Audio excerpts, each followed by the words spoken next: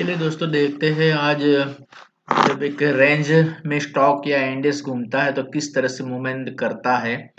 अगर रेंज से बाहर निकलता है तो एक बहुत बड़ा मूवमेंट आता है। तो रेंज कैसे बनती है और कौन से टाइम है जिस टाइम में वो रेंज से बाहर निकलता है तो हमें वो उसके ऊपर ट्रेड लेना चाहिए। और इंट्राडे में कौन सा टाइम फ्रेम में लेना चाहिए और होल्डिंग में हमें कौन सा टाइम फ्रेम में होल्डिंग का अगर स्टॉक हम होल्डिंग करते हैं तो कौन सा टाइम फ्रेम यूज करना चाहिए उसके ऊपर हम एक एनालिसिस करते हैं। इसके पहले दोस्तों देखते हैं कि आज एक बहुत बड़ा मोमेंट आया बैंक निफ्टी में। जिसको लगता था कि कोरोना की वजह से मार्केट अब फॉल हो जाएगा, लेकिन दोस्तों ऐसा फॉल बार बार नहीं आता है। एक करेक्शन आता है छोटा मोटा, एक दो 1000 या 2000 3000 का। कोरोना का कोई दिक्कत है नहीं, ऐसे मार्केट जो है बहुत उसका ओवर वैल्यू हो गया था, इसके लिए मार्केट गिरने वाला था। तो मार्केट ने करेक्शन किया 2000 3000। अभी मार्केट यहाँ से संभल जाएगा ऐसा लगता है। अगर 42,000 से नीचे जाएगा तो मार्केट थोड़ा नीचे जाने का चांसेस है, बाकी यहाँ से मार्केट ऊपर जाने का चांसेस है। जिन लोगों ने जो सेलिंग पोजीशन बनाई थी अभी मार्केट नीचे जाने वाले हैं, तो आज वो लोग पूरा ट्रैप हो गया। तो आज पूरा मार्केट ऊपर की साइड पे चले गए। तो इस तरह से पूरा एनालिसिस करना चाहिए। मार्केट जो है 60 साल 8 साल के बाद ऐसा मतलब डाउनफॉल आता है, उसको फॉल बोलते हैं। तो इस तरह से वो बड़ा फॉल नहीं आता है। 2008 में आया था, इसके बाद 2019 में आया। तो ऐसे बड़ा जो फॉल है 15,000 20,000 का, वो बार बार नहीं आता है, उसके लिए टाइम लगता है। तो ये छोटा मोटा फॉल जो है करेक्शन आता रहता है, इसके लिए डरना नहीं चाहिए। हमारा जो पोजीशन है उसको हमें संभाल के रखना चाहिए। तो चलो देखते हैं निफ्टी में कि जब एक रेंज से बाहर निकलता है तो किस तरह से मूवमेंट होता है। पहले हम 1 आवर्स की 1 डे की कैंडल में देखते हैं कि जो रेंज से निकलता है तो किस तरह से मूव करता है। तो देखो एक यहाँ से एक बड़ा रेंज बनाया मार्केट ने, और जब रेंज से निकला तो यहाँ से एक रिट्रेसमेंट होता है। जब मार्केट जो एक बार बाहर निकलता है एक बार रिट्रेसमेंट के लिए आता है। देखो यहाँ पे हम लोग देखते हैं, जब बैंक निफ्टी जब गई थी, 1 मिनट, हाँ, बैंक निफ्टी ने जब यहाँ से ट्रेड बनाया निकला था बाहर, एक रेंज था, एक 1 मिनट, हाँ, यहाँ से बैंक निफ्टी जब निकली थी तो रिट्रेसमेंट कहीं भी नहीं हुआ। ये यहाँ से ब्रेकआउट किया रेंज, एक रेंज बना था, बहुत बड़ा एक रेंज बना था। यहाँ पे एक रेंज बना था, ये रेंज से निकलने के बाद एक रिट्रेसमेंट होना चाहिए था, रिट्रेसमेंट नहीं हुआ। और बहुत मार्केट 44,000 तक ऊपर गया और रिट्रेसमेंट के लिए यहाँ आया है। कोई यहाँ कोरोना वोरोना का कोई इफेक्ट है नहीं। मार्केट जो है यहाँ पे एक रिट्रेसमेंट के लिए आया है। यहाँ से रिट्रेसमेंट किया, ये जो लेवल है जहाँ से रजिस्टेंस था, वो रजिस्टेंस से मार्केट ने ब्रेकआउट किया था, वहां से एक रिट्रेसमेंट लिया और ये लेवल को टच किया और वहां से निकला है मार्केट। तो कंटिन्यू मार्केट अप ट्रेंड था, कोई रिट्रेसमेंट नहीं आया था, बहुत बड़ा फॉल नहीं आया था। कंटिन्यू जो बायर बायर का दिन था, ये जो दिन चला 1 महीना 1.5 महीना, तो बायर का ही पूरा दिन था। तो यहाँ से थोड़ा सेलर आया, यहाँ से सपोर्ट लिया और मार्केट यहाँ से निकल गया। तो चांसेस अभी बहुत कम है नीचे आने का। अगर 42,000 लेवल नीचे आता है तो फिर मार्केट थोड़ा बहुत करेक्शन आ सकता है 41,000 तक, इसके बाद में ऊपर चला जाएगा। तो यहाँ से बहुत कम चांसेस है ऊपर ही जाएगा मार्केट। तो इसलिए मार्केट ऐसा करेक्शन करता है, जब कोई रेंज से बाहर निकलता है तो एक बार रिट्रेसमेंट आता है। तो यहाँ से जब निकलता है तो 50% हमें यहाँ से ट्रेड लेना चाहिए। बाकी जब रिट्रेसमेंट का आता है तब हम बाकी का 50% यहाँ से हम ले सकते हैं। अगर हम 100 क्वांटिटी लेते हैं तो 50 का क्वांटिटी यहाँ लेना चाहिए। जब रिट्रेसमेंट आता है और यहाँ से जब ब्रेक होता है वहां से और क्वांटिटी हम ऐड करना चाहिए, होल्डिंग के लिए है। इंट्राडे के लिए भी हम ऐसा कर सकते हैं। तो इस तरह से मार्केट ने यहाँ से रिट्रेसमेंट के लिए आया और वापस यहाँ से निकल जाता है। तो देखते हैं 1 डे के अंदर में ऐसे जो रेंज बनती है, तो रेंज से जब निकलती है तो बहुत बड़ा एक मूवमेंट आता है। तो देखते हैं यहाँ पे एक रेंज बना, देखो रेंज के बाद एक मूवमेंट आया, बराबर बढ़िया मूवमेंट आया। यहाँ से भी एक रेंज बना और रेंज के बाद मूवमेंट आया। 6-7 दिन का से 7 से 8 दिन अगर यहाँ एक जगह से मार्केट होल्डिंग करता है, यहाँ पे रुकता है, उसको कॉन्सोलिडेशन बोलते हैं, कॉन्सोलिडेट करते हैं यहाँ से, मतलब तो इसके बाद यहाँ से ब्रेकआउट होता है, रेंज बाउंड बोलते हैं इसको। ठीक है, तो देखते हैं हम आगे किस तरह से कहाँ से रेंज बाउंड हुआ है वो देखते हैं। ऐसे हम स्टॉक में भी चेक कर सकते हैं। तो यहाँ से भी देखो एक रेंज बाउंड बना, छोटा सा मूवमेंट आया। ठीक है, यहाँ पे एक मूवमेंट आया, आगे देखते हैं। यहाँ भी हम सकते बहुत बड़ा रेंज बाउंड रहा मार्केट, ज़्यादा टाइम 1 महीना 2 महीना 3 महीने तक रहा और इसके बाद में बड़ा मूवमेंट आया। जितना बड़ा यहाँ पे रेंज बाउंड होता है और वहाँ से जब ब्रेकआउट होता है वहाँ एक बड़ा मूवमेंट करता है। यहाँ भी हम देख सकते हैं, यहाँ पे जब डाउन ट्रेंड आया, यहाँ से ब्रेकआउट किया तो यहाँ पे एक बड़ा मूवमेंट आया। तो इस तरह से हम चेक कर सकते हैं और ट्रेड ले सकते हैं। यहाँ देखो, यहाँ पे एक मूवमेंट आया और जैसे रेंज से बाहर निकलता है तो एक बड़ा मूवमेंट आता है यहाँ पे। ठीक है,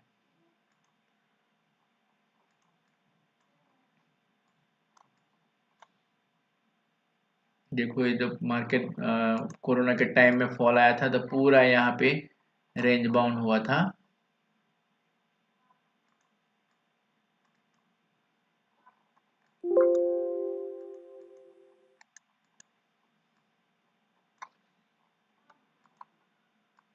यहाँ पूरा रेंज में मार्केट रहा था, देख सकते हैं यहाँ पे पूरा रेंज बाउंड था। इसके बाद में जब मार्केट यहाँ से निकला तो एक बड़ा मूवमेंट यहाँ से आया था। ठीक है, इस तरह से हम चेक करते हैं, स्टॉक में भी चेक कर सकते हैं।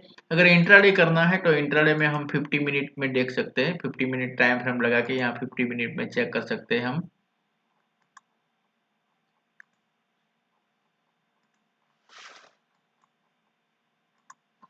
कोई भी स्टॉक ले लेंगे, हम HDFC ले लेंगे। चलो, इंट्राडे में अगर रेंज बाउंड बनता है और 31 के बाद जो मूवमेंट आता है तो वहां पे एक बड़ा मूवमेंट आता है।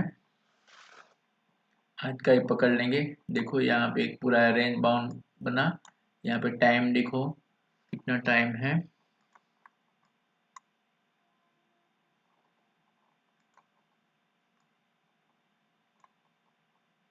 यहाँ पे टाइम देखेंगे तो 31 के बाद एक बड़ा मूवमेंट आया यहाँ पे बराबर।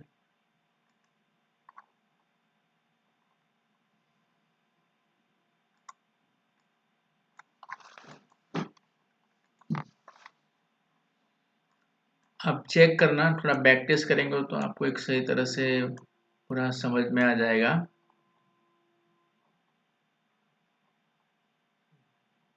देखो यहाँ से 2 बजे के बाद थोड़ा सा यहाँ से मार्केट रेंज बाउंड हुआ और यहाँ से ब्रेकआउट हुआ तो बड़ा एक मूवमेंट आया।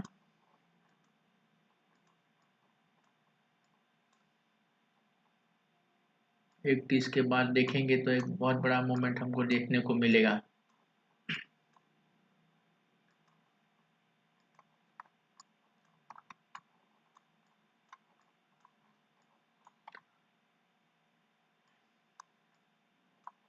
थोड़ा हमें बैक टेस्ट करना पड़ेगा, ढूंढना पड़ेगा और मार्केट में पेशेंस रखना पड़ेगा, वो टाइम का हमें वेट करना पड़ेगा। इधर उधर कहीं भी लॉस ट्रेड ले लेंगे तो हमें नुकसान होता रहेगा।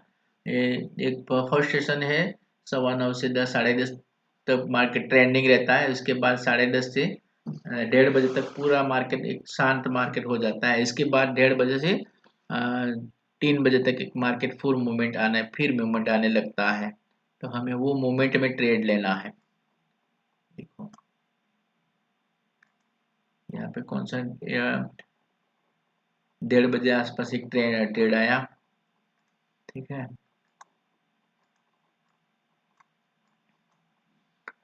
तो ऐसे मोमेंट हमें ढूंढना पड़ेगा, तो छोटा छोटा ट्रेड हमें पकड़ना पड़ेगा। यहाँ पे भी आप देख सकते हैं एक आया यहाँ से छोटा ट्रेड, ये ठीक है।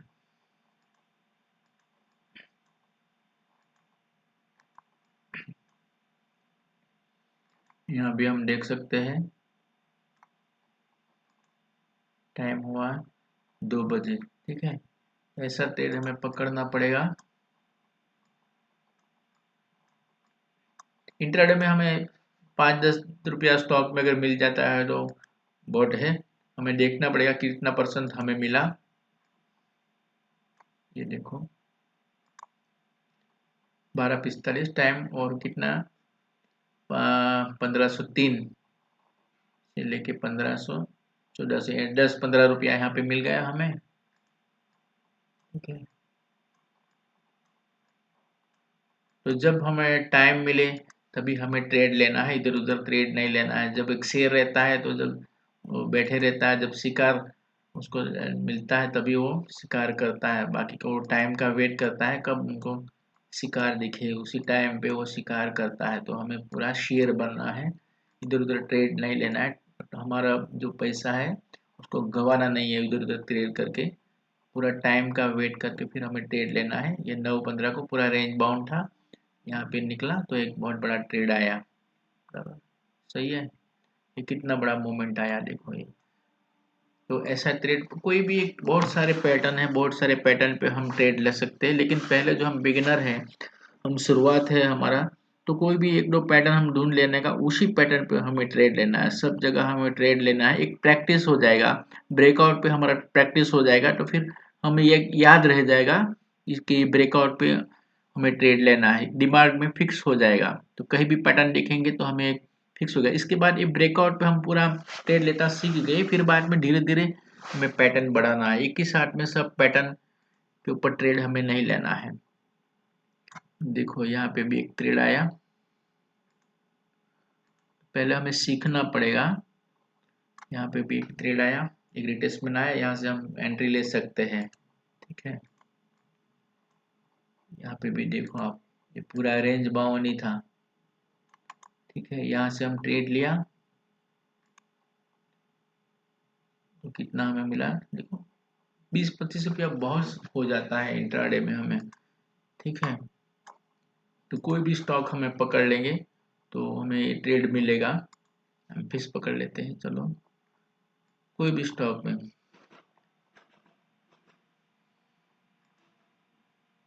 देखो ये पूरा रेंज बाउंड ही है, यहाँ पे हमने एंट्री लिया, यहाँ पे हम एंट्री लेते हैं तो ये देखो यहाँ पे मिल गया। टाइम क्या हुआ 9:15, ठीक है।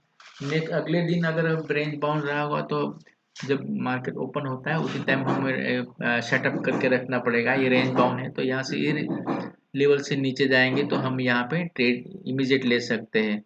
तो ऐसा पूरा स्टडी करके हमें रखना पड़ेगा, जैसे मार्केट ओपन होगा उसी टाइम हम ये ट्रेड ले सकते हैं। वैसे देखेंगे तो बहुत सारे कैंडल स्टिक पैटर्न है, सपोर्ट एंड रेजिस्टेंस है, ट्रेंड लाइन पैटर्न है, कैंडल स्टिक पैटर्न है, बहुत सारे पैटर्न है। लेकिन धीरे धीरे करके हमें एक पैटर्न पे सीखना है। ये भी देखो, यहाँ से भी हम ट्रेड ले सकते हैं। हमें मोस्ट इम्पोर्टेंट है पिछले दिन का क्लोजिंग, पिछले दिन का लो और पिछले दिन का हाई, वो हमें देखना है। इस रेंज बाउंड बनता है तो हमें ये भी देखना पड़ेगा कि अगले दिन का क्लोजिंग कहाँ है, लो कौन सा है, हाई कौन सा है, और सपोर्ट एंड रेजिस्टेंस कहाँ है। अगर हम यहाँ पे ट्रेड लेंगे लेकिन यहाँ पे सपोर्ट रहेगा तो हमें टारगेट भी डिसाइड करना पड़ेगा। 2-3 रुपया अगर मिलता है और यहाँ से मार्केट रिवर्स भी हो सकता है, तो हमें ये भी डिसाइड करना पड़ेगा कि वो कहाँ पे है, सपोर्ट एंड रेजिस्टेंस कहाँ पे है, वो भी देखना पड़ेगा। सपोर्ट एंड रेजिस्टेंस अगर हम नहीं देखेंगे तो वो ब्रेकआउट फेलियर हो जाएगा। यहाँ पे कैसे ब्रेकआउट हुआ, क्योंकि एक सपोर्ट था, यहाँ पे एक सपोर्ट था, तो सपोर्ट पे आने के बाद 1-2-3 बार यहाँ पर टच आउट किया। 3 बार टच होने के बाद वो जो सपोर्ट है वो वीक हो जाता है और इसलिए वो ब्रेक हो जाता है।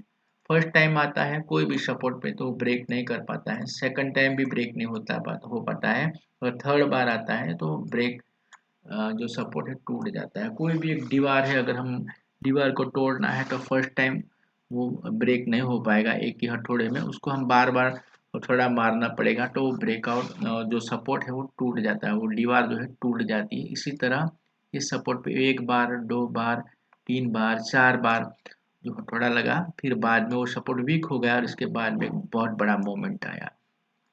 तो ऐसे सब हमें देखना पड़ेगा कि सपोर्ट पे कितनी बार वो प्राइस आई है। तो ऐसे वो देखने के बाद हमें ट्रेड लेना पड़ेगा। ठीक है, तो इंट्राडे के लिए हम 50 मिनट का टाइम फ्रेम यूज कर सकेंगे। और जो होल्डिंग है, तो होल्डिंग में भी हम 1 आवर्स का टाइम फ्रेम यूज करके फिर हम उसमें एंट्री लेंगे। ठीक है, तो यहाँ पे भी एक रेंज बाउंड बना, यहाँ से अगले दिन जैसे ओपन होता है, जैसे सपोर्ट को ब्रेक किया, ये सपोर्ट था, उस सपोर्ट को ब्रेक किया और सीधा एक बहुत बड़ा मूवमेंट आया। ठीक है, तो हमें अगले दिन वो स्टडी करना पड़ेगा, एनालिसिस करके फिर वो कौन सा स्टॉक पे हमें ट्रेड लेना है और उसी स्टॉक पे हमें ट्रेड लेना है।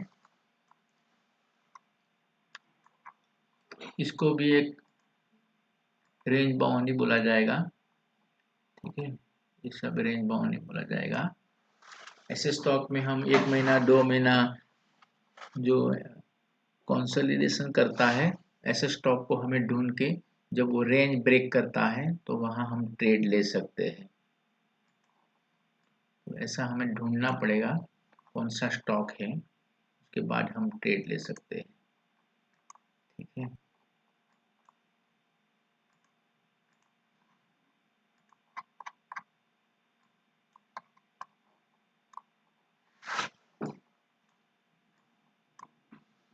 देखो अभी आपको मैं दिखाता हूँ, ये देखो पूरा एक रेंज में मार्केट घूमा, अक्टूबर, नवंबर, मार्च, मई, कितना महीना, 5-6 महीने तक मार्केट एक ही रेंज में यहाँ घूमता रहा। और जब रेंज ब्रेक ब्रेक किया तो आप देख सकते हैं कितना बड़ा मूव आया, देख सकते हैं।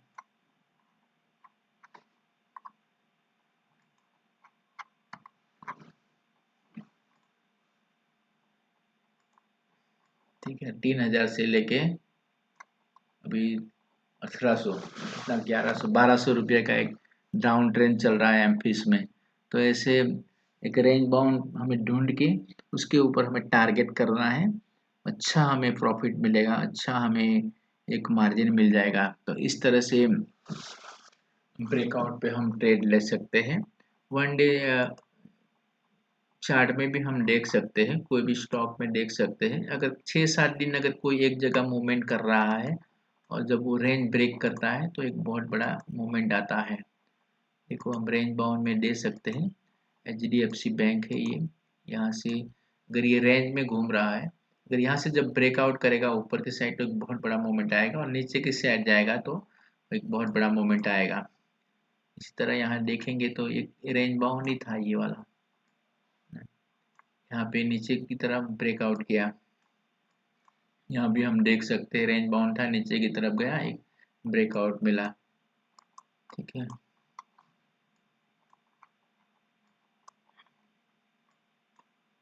निफ्टी में हम देखेंगे, ये देखो 5-6 दिन अगर यहाँ मूवमेंट किया उसने और एक मूवमेंट आया। ठीक है, यहाँ पे पीछे की साइड में देखते हैं,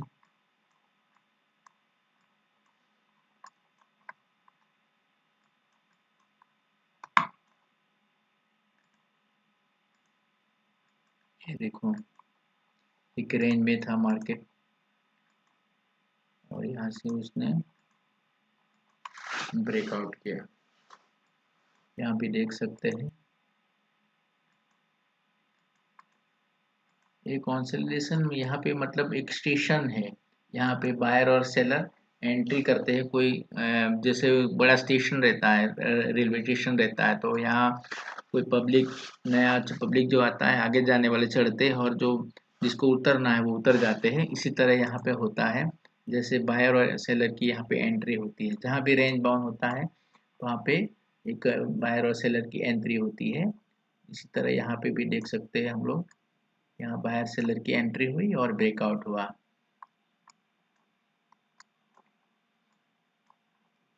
ठीक है, ये भी एक रेंज बाउंड ही था,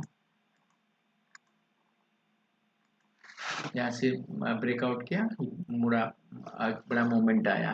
तो इस तरह से आप थोड़ा बैक टेस्ट करके आप ट्रेड ले सकते हैं ब्रेकआउट पे। आगे बहुत सारे पैटर्न है अपने पास, इसके ऊपर आप प्रैक्टिस कीजिए। बाकी धीरे धीरे कैंडलस्टिक पैटर्न है, ट्रेंड लाइन पैटर्न है, ये सब एक एक करके वीडियो लेके आऊँगा, तो आप इसके ऊपर बैक टेस्ट कर सकते हैं और अच्छा ट्रेड ले सकते हैं। अपना जो भी होल्डिंग का अगर प्रॉफिट है तो उसको प्रॉफिट में अगर हमारा स्टॉप लॉस हमें डिसाइड करना रहेगा, वो स्टॉप लॉस हमें छोटा सा स्टॉप लॉस रख के होल्डिंग का हमारा जो प्रॉफिट है उसको प्रॉफिट को वापस हमें मार्केट को नहीं करना है, देना है। तो जो भी अगर हमने प्रॉफिट कमाया, प्रॉफिट लिया है, वो प्रॉफिट जब मार्केट डाउन ट्रेंड में आता है तो हमें वहाँ से टारगेट स्टॉप लॉस रख के वो निकल जाना है।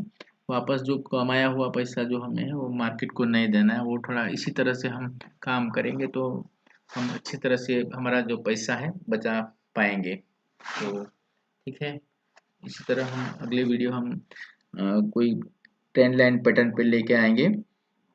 आप इसके ऊपर थोड़ा बैक टेस्ट कीजिए, अच्छी तरह से प्रैक्टिस कीजिए, और ये जो वीडियो है उसको सब्सक्राइब कीजिए, अपने दोस्तों के ऊपर शेयर कीजिए, ताकि आपके दोस्तों को भी बेनिफिट रहे कि हम ब्रेकआउट के ऊपर कैसे ट्रेड ले सकते हैं। Okay bye, thank you.